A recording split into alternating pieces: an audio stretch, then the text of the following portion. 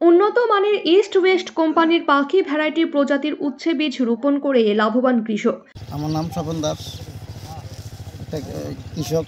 আমি জমিন এই বীজটা লাগাইছি, খুব ফলন ভালো হয়েছে। 400-450 কেজি পারি সপ্তাহ। আরও এই আমার মতন কেউ পারতে পারছে না এই বীজটা, এতে পারতেই পারছে না কেউ, মানে ফলন নাই। আমার ফলনটা খুব ভালো। বীজ লাগাইছে, ফলন নেই।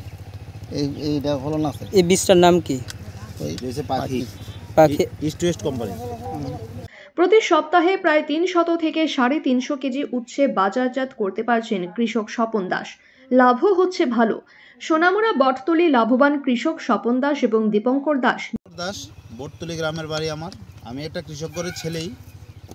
ইস্ট ওয়েস্ট কোম্পানির এই যে পাখি ওস্তাটা, এটা আমার দাদু স্বপন দাস তাইনে কার্তিক মাসে অক্টোবরের প্রথম দিয়ে লাগিয়েছে।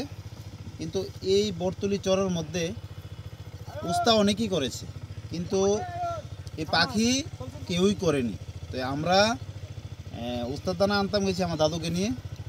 তো এখান থেকে খবর আসলো যে তোমরা এই যে উস্তাটা এটা চারে লাগাই, তোমরা মাড়িতেও লাগাও, কিন্তু ফলন পাবে ভালো। তো এটা দাদুকে নিয়ে পুরা এক বান্ডের কত 15 না 16 প্যাকেট এনে প্রথমে গ্লাসের মধ্যে দিয়ে চারা করে অক্টোবর মাসে লাগিয়েছিলেন।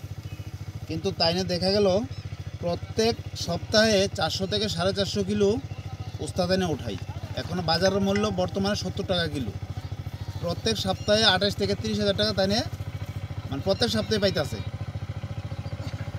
আর বটতলীতে অনেকেই উস্তা লাগিয়েছে, কিন্তু এত ফলন নেই কোনো ক্ষেতের মধ্যে।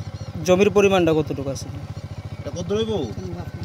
এক কানি 5 ঘন্টা। নিজেরা আনন্দ প্রকাশ করতে গিয়ে বলেন, লোক মারফত শুনে তিনি ইস্ট ওয়েস্ট পাখি প্রজাতির এই উন্নত মানের উচ্ছে বীজ সংগ্রহ করে রোপণ করেন। মূলত সেই বীজ মাচা দিয়ে করতে হয়। সেক্ষেত্রে অন্য সাধারণের মতো মাচা তৈরি করা ছাড়াই মাটিতেই এই বীজ রোপণ করেন তিনি। কিন্তু কিছুদিন পর যখন ফলন বেরিয়ে আসে, তখনই তিনি আনন্দে উৎফুল্ল হন। কারণ কম পরিশ্রমে অধিক ফলন পেয়ে লাভবান কৃষক স্বপন দাস।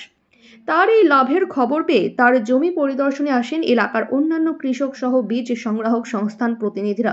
কথা বলেন অন্যান্য কৃষকদের সঙ্গেও।